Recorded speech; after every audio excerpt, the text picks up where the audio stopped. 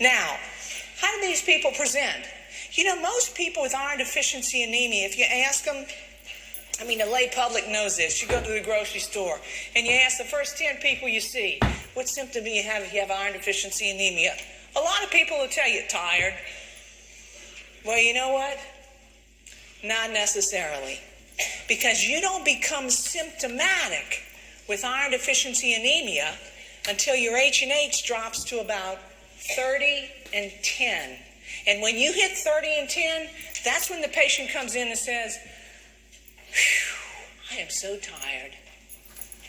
When my alarm clock goes off in the morning, I have to hit it like 5 times before I can get out of bed. Anybody? Graduate school does that to you too. So the point is, most people are asymptomatic until the H&H gets to 30 and 10, and then they have those classic presentations.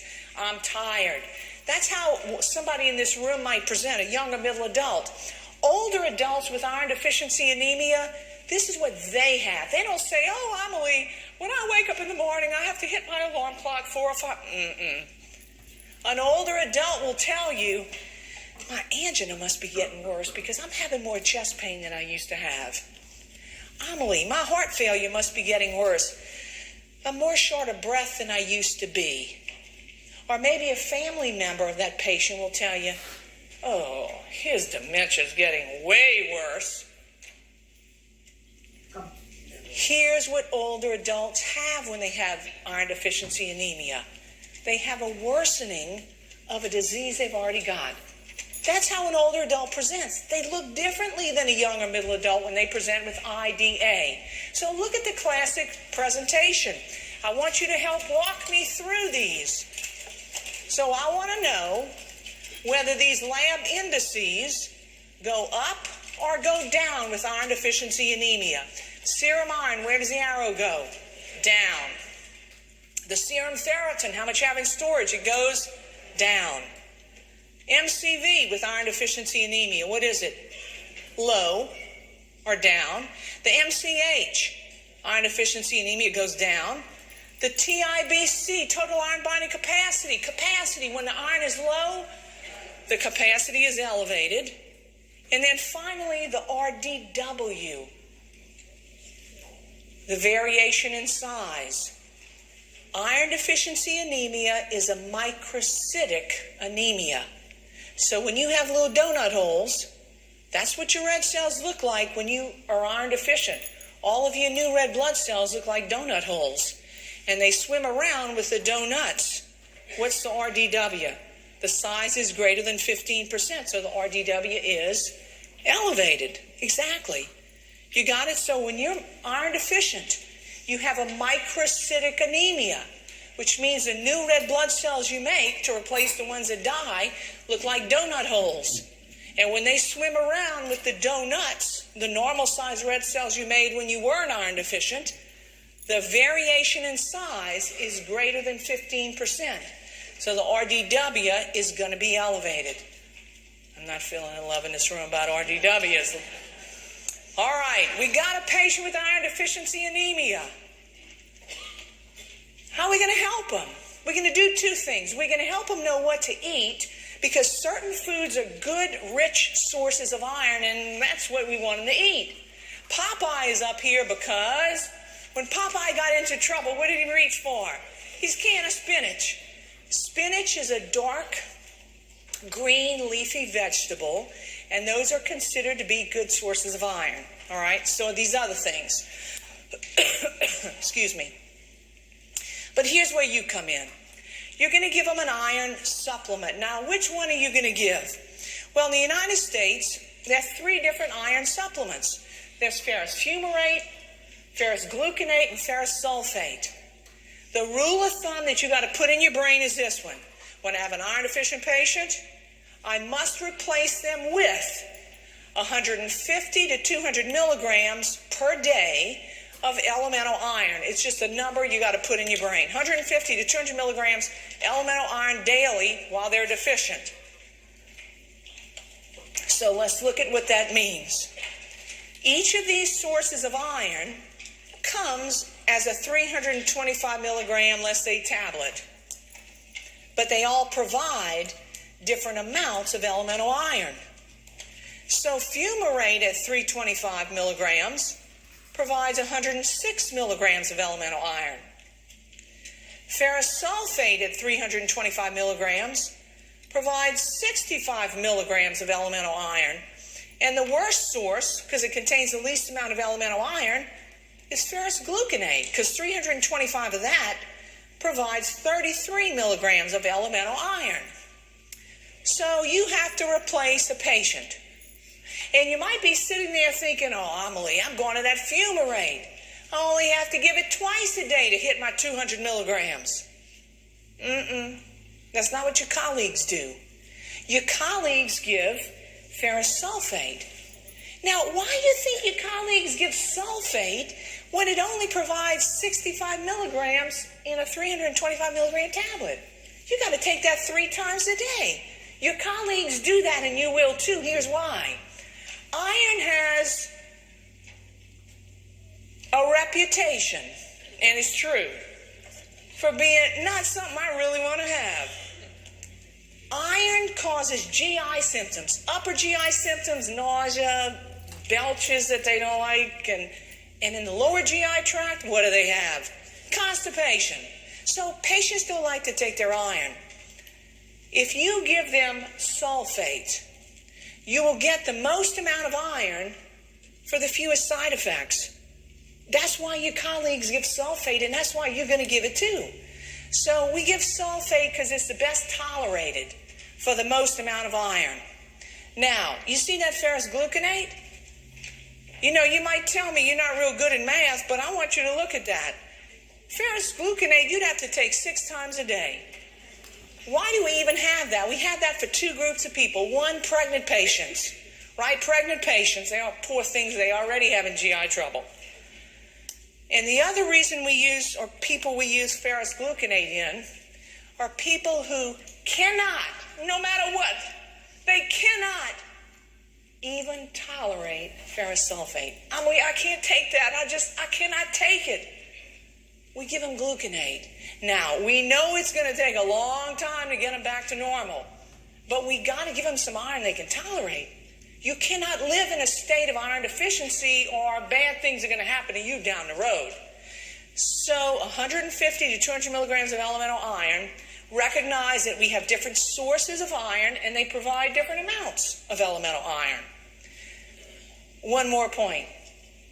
There's an extended release form of sulfate that they only have to take once a day, but you see those dollar signs, right? Yeah, you always pay for convenience. So it's more expensive, but anyway, there it is. Y'all got it? All right, take a look. A 35-year-old woman tried to donate blood, but was unable to due to a low blood count. Which lab tests should the NP order today to evaluate this patient? Well, okay, I'm glad you went to donate blood, but you don't have a blood report, and you got to get a CBC. You got to get a CBC. Let's see if she's really anemic. Amelie, why don't you want to get iron studies or a peripheral smear? Because we don't even know she's anemic, right? You have to establish as her primary care provider that A, she's anemic. Suppose it was a macrocytic anemia, you're not going to get iron studies. You got to wait and see. So the first thing you would do is get a CBC, circle number 2. Well, her CBC results are below. What should be ordered to evaluate this anemia? So I want you to look at her RBC count, hemoglobin. Oh, yeah, she's definitely anemic. You agree? Yes. What do her red cells look like? MCV of 72, what word? Microcytic. MCH, what word? Hypochromic. So she has a microcytic hypochromic anemia. What's the most common one? Iron deficiency anemia. So I think I'm going to get a serum iron, serum ferritin, and a TIBC. That's the best answer up here. Circle number 2.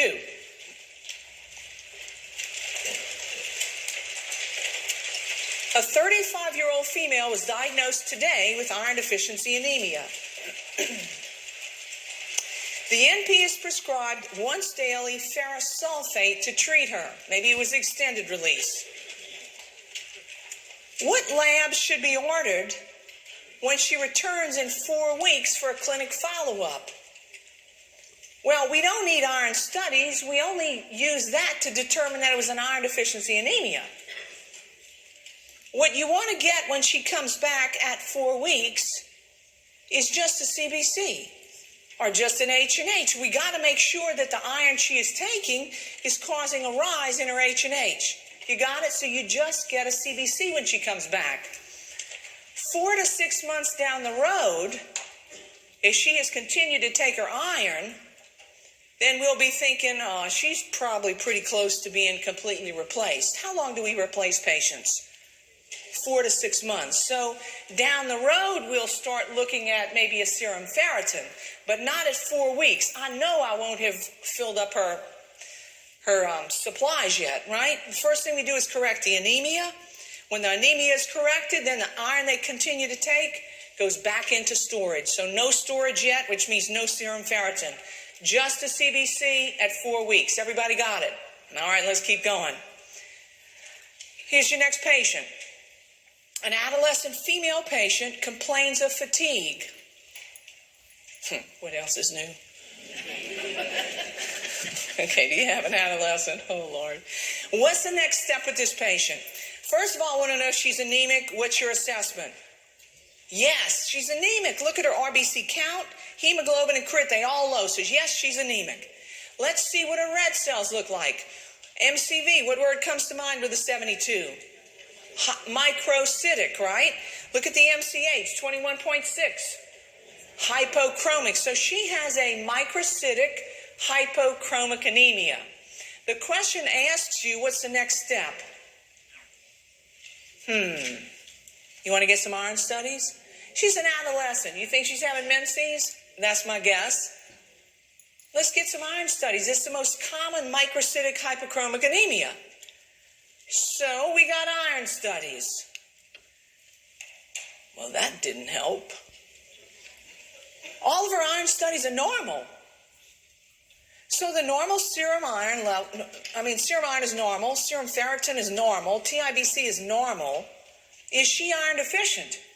No, she has something else. So look at your peripheral smear. Your best friend called the peripheral smear. The peripheral smear says they see microcytic hypochromic red cells. Well, that's good because the MCV says microcytic and the MCH says hypochromic. And then there's another line of words. Poikilocytosis, anisocytosis, target cells present. Excuse me, I'll be right back because I'm thinking, I have no idea what this is. All right, so you don't know any of those words. And if you don't, it's okay to say, excuse me, I'll be right back. Because when you come back in that room, you're on. You need to look with confidence in that patient's eyes and let them know what you're thinking. And it can't be, I don't know. All right, well, I guess it could be, but listen, we got to talk about thalassemia because that's likely what this girl has, this adolescent who's tired that doesn't have an iron deficiency anemia. So when a patient has thalassemia, they have an inherited anemia. They don't know how to make hemoglobin. And if you don't know how to make hemoglobin, one of the things you might have is called thalassemia. So those words that you looked at, anisocytosis, means that the red cell size varies. It varies. It's not outside the normal range, but man, those red cells vary a lot in size. It's not abnormal, but I thought they would have been closer in size than that. The next word is poikilocytosis. Poikilocytosis means I can tell that those cells are red cells because of the normal shape, but the shape of those red cells is a little bit abnormal. When the med tech sees that, they'll say and use the word poikilocytosis. That's what it means. So when you see aniso and poikilocytosis, what you ought to be thinking is those red cells are not the normal size and shape. Like something's up with those red cells because they ought to look more alike than that. There's one more term that was in that peripheral smear report. The term was target cells. What is that? I remember I was in the 4th grade when I first learned about cells. And you know what I learned? The same thing you learned, but maybe you were in kindergarten. You learned that red cells, or all cells, had a nucleus. You remember that? The nucleus was like the boss of the cell. Well, they didn't tell you the whole story. Because while every cell has a nucleus, red cells lose their nucleus in their development, in their maturation. They lose it. The word we use is extruded. The nucleus is extruded. Well, when a patient has a red cell that hasn't lost its nucleus because the red cell was so stressed and busy doing stuff because of a disease that was going on, it didn't have time to lose its nucleus. And when a red cell retains its nucleus, it looks like this. It looks like a bullseye. You see it? We call those target cells. And what the bullseye is the nucleus. So if a red cell still has its nucleus, that means that's a troubled red cell. There's another disease going on that didn't let the red cell extrude its nucleus. Those are all characteristics of an inherited anemia called thalassemia or hemoglobinopathy. All right? So what is thalassemia? It's a microcytic hypochromic anemia, just like iron deficiency. Why you get that? It's not because you lost blood. It's because you inherited the wrong DNA to make hemoglobin. There are all different types of thalassemia. There's alpha thalassemia, beta thalassemia minor, beta thalassemia intermediate. You don't need to know all that. But when you get your diagnostic test back, called the hemoglobin electrophoresis, it's going to tell you what kind of hemoglobin or hemoglobinopathy this patient has. And then what might you do? We don't give them iron. But in a woman, like this is an adolescent, you might consider referral to hematology so that she can get some counseling as far as future reproductivity. Like, is anemia going to get worse if I marry somebody or I get sperm from somebody who's also... So she needs some reproductive counseling. And most of us in primary care are not able to do that. Y'all got it? So this is thalassemia.